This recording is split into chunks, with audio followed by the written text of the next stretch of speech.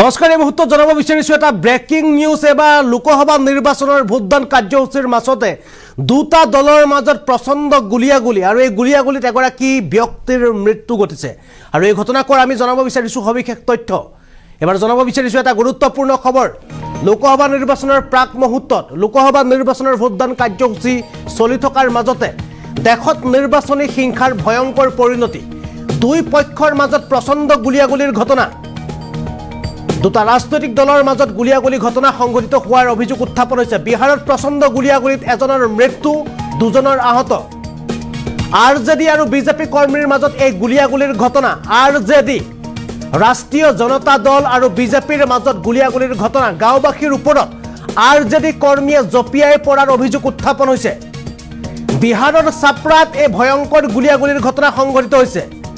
বিহাৰৰ ছাপ্ৰা জিলাত এই ঘটনা সংঘটিত হৈছে বিজেপি আৰু আৰজেডি সমৰ্থকৰ বিবাদৰ ভয়ংকৰ পৰিণতি বিজেপি আৰু আৰজেডি নেতা কৰ্মীৰ যে বিবাদ আছিল বিবাদৰ মাজতে চলে ভয়ংকৰ গুলিয়াগুলি সোমবাৰে ভোটদানৰ মাজতে ছাপ্ৰাত হৈছিল এই ভয়ংকৰ ঘটনা দেশত নিৰ্বাচনী হিংসাৰ ভয়ংকৰ পৰিণতি আমি জনাইছো এই মুহূৰ্তৰ এটা গুৰুত্বপূৰ্ণ খবৰ কালিৰ দিনটোত দেখা পোৱা গৈছিল যে সমগ্ৰ দেশত প্ৰায় 49টা সমষ্টিত প্ৰায় 6খন ৰাজ্যত ভোটদান কাৰ্যসূচী অনুষ্ঠিত হৈছিল পঞ্চম পৰ্যায়ৰ লোকসভা নিৰ্বাচনৰ ভোটদান কাৰ্যসূচী চলি থকাৰ মাজতে দুটা ৰাজনৈতিক দলৰ মাজত প্ৰচণ্ড গুলিয়াগুলিৰ ঘটনা সংঘটিত হোৱাৰ খবৰ লাভ কৰা হৈছে আৰু ইয়াৰে আৰজেডি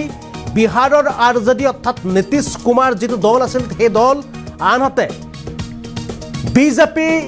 দলৰ মাজত তেওঁলোকৰ দুই দলৰ নেতা কৰ্মীৰ মাজত প্ৰথমত লাগে বাক বিতণ্ডা তাৰ পাছতে দুইটা দলৰ মাজত গুলিয়াগুলিৰ ঘটনাৰ অভিযোগ উত্থাপন হৈছে আৰু এই ঘটনাত এগৰাকী ব্যক্তিৰ মৃত্যু হৈ দুগৰাকী ব্যক্তি গুৰুতৰভাৱে আহত হোৱা খবৰ লাভ কৰা হৈছে এই মুহূৰ্তত জনাইছো এই গুৰুত্বপূৰ্ণ খবৰটো দুই ৰাজনৈতিক দলৰ মাজত প্ৰচণ্ড গুলিয়াগুলিৰ ঘটনা সাধাৰণতে এনে ধৰণৰ ঘটনা দেখা পোৱা যায়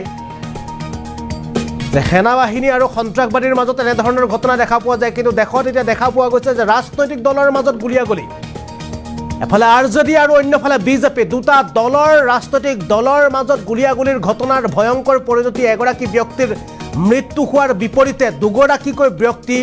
গুৰুতৰভাৱে আহত হোৱাৰ ঘটনা বিহাৰৰ ছাপ্ৰা জিলাত সংঘটিত হৈছে